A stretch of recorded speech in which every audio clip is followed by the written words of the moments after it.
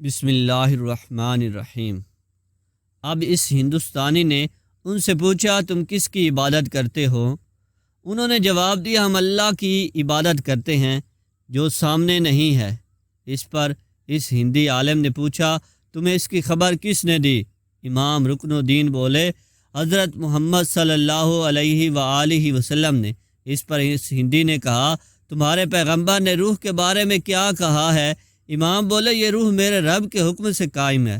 اس پر اس ہندی عالم نے کہا، تم سچ کہتے ہو۔ پھر وہ مسلمان ہو گیا۔ ایک روز حضور نبی کریم صلی اللہ علیہ وآلہ وسلم اپنے چند صحابہ رضی اللہ تعالیٰ عنہم کے ساتھ مسجد حرام میں تشریف فرما تھے۔ ایسے میں قبیلہ زبید کا ایک شخص وہاں آیا۔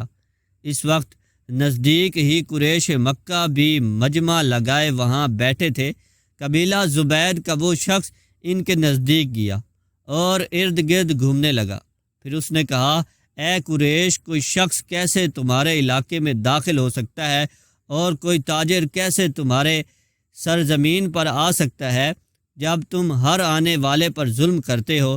یہ کہتے ہوئے جب وہ اس جگہ پہنچا جہاں آپ صلی اللہ علیہ وآلہ وسلم تشریف فرما تھے تو آپ نے اس سے فرمایا، تم پر کس نے ظلم کیا؟ اس نے بتایا، میں اپنے اونٹوں میں سے 3 بہترین اونٹ بیچنے کے لیے لے کر آیا تھا، مگر ابو جہل نے یہاں ان تینوں اونٹوں کی اصل قیمت سے صرف 1/3 قیمت لگائی، اور ایسا اس نے جان بوجھ کر کیا کیونکہ وہ جانتا ہے کہ وہ اپنی قوم کا سردار ہے۔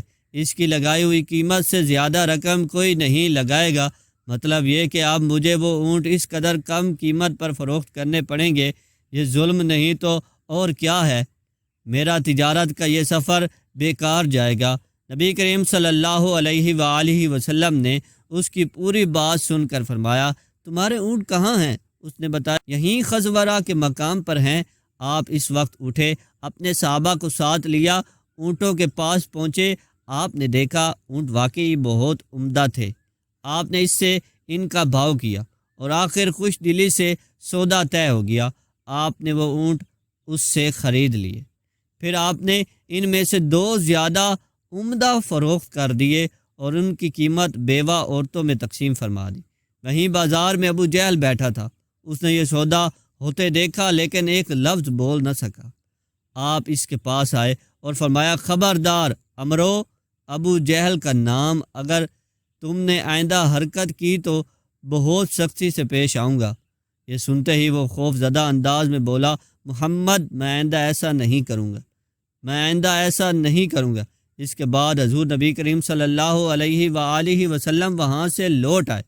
ادھر راستے میں امیہ بن خلف ابو جہل سے ملا۔ اس کے ساتھ دوسرے ساتھی بھی تھے۔ ان لوگوں نے ابو جہل سے پوچھا، تم تو محمد کے ہاتھوں بہت رسوا ہو کر آ رہے ہو۔ ایسا معلوم ہوتا ہے کہ یا تو تم ان کی پیروی کرنا چاہتے ہو یا تم ان سے خوف زدہ ہو گئے ہو۔ اس پر ابو جہل نے کہا، میں ہرگز محمد کی پیروی نہیں کر سکتا۔ میری جو کمزوری تم نے دیکھی ہے اس کی وجہ یہ ہے کہ جب میں نے محمد صلی اللہ علیہ وآلہ وسلم کو دیکھا تو ان کے دائیں بائیں بہت سارے آدمی نظر آئے۔ ان کے ہاتھوں میں نیزے اور بھالے تھے اور وہ ان کو میری طرف لہرا رہے تھے۔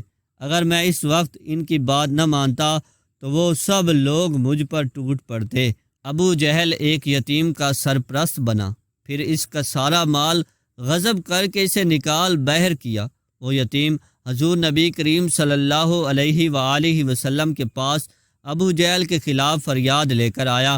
حضور صلی اللہ علیہ وآلہ وسلم اس یتیم کو لیے ابو جہل کے پاس پہنچے۔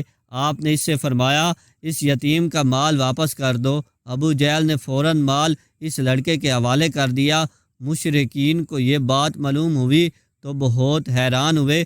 انہوں نے ابو جہل سے کہا، کیا بات ہے، تم اس قدر بزدل کب سے ہو گئے ہو کہ فوراً ہی مال اس لڑکے کے حوالے کر دیا؟ اس پر اس نے کہا، تمہیں نہیں معلوم، محمد صلی اللہ علیہ وآلہ وسلم کے دائیں بائیں مجھے بہت خوفناک ہتھیار نظر آئے تھے، میں ان سے ڈر گیا۔ اگر میں اس یتیم کا مال نہ لٹاتا تو وہ ان ہتھیاروں سے مجھے مار ڈالتے۔ قبیلہ خشم کی ایک شاخ اراشہ تھی۔ اس کے ایک شخص سے ابو جہل نے کچھ اونٹ خریدے لیکن قیمت ادا نہ کی اس نے قریش کے لوگوں سے فریاد کی۔ ان لوگوں نے حضور صلی اللہ علیہ وآلہ وسلم کا مذاق اڑانے کا پروگرام بنا لیا۔ انہوں نے اس عراشی سے کہا، تم محمد کے پاس جا کر فریاد کرو۔ ایسا انہوں نے اس لیے کہا تھا کہ ان کا خیال تھا کہ حضور نبی کریم صلی اللہ علیہ وآلہ وسلم ابو جہل کا کچھ نہیں بگاڑ سکتے۔ عراشی حضور نبی کریم صلی اللہ علیہ وآلہ وسلم کے پاس گیا۔ آپ نے فوراً اسے ساتھ لیا اور ابو جہل کے مکان پر پہنچ گئے۔ اس کے دروازے پر دستک دی۔ ابو جہل نے اندر سے پوچھا، کون ہے؟ آپ نے فرمایا، محمد صلی اللہ علیہ وآلہ وسلم۔ ابو جہل فوراً باہر نکلا۔ آپ کا نام سنتے ہی اس کا چہرہ زرد پڑ چکا تھا۔ آپ نے اس سے فرمایا، اس شخص کا حق فوراً ادا کر دو۔ اس نے کہا، بہت اچھا، ابھی لایا۔ اس نے اسی وقت اس کا حق ادا کر دیا۔ اب وہ شخص واپس اسی قریشی مجلس میں آیا اور ان سے بولا، اللہ تعالیٰ ان یعنی حضرت محمد صلی اللہ علیہ وآلہ وسلم کو جزائے خیر دے۔ اللہ کی قسم انہوں نے میرا حق مجھے دلوا دیا۔ مشرک لوگوں نے بھی اپنا ایک آدمی ان کے پیچھے بھیجا تھا اور اس سے کہا تھا کہ وہ دیکھتا رہے حضور اکرم صلی اللہ علیہ وآلہ وسلم کیا کرتے ہیں۔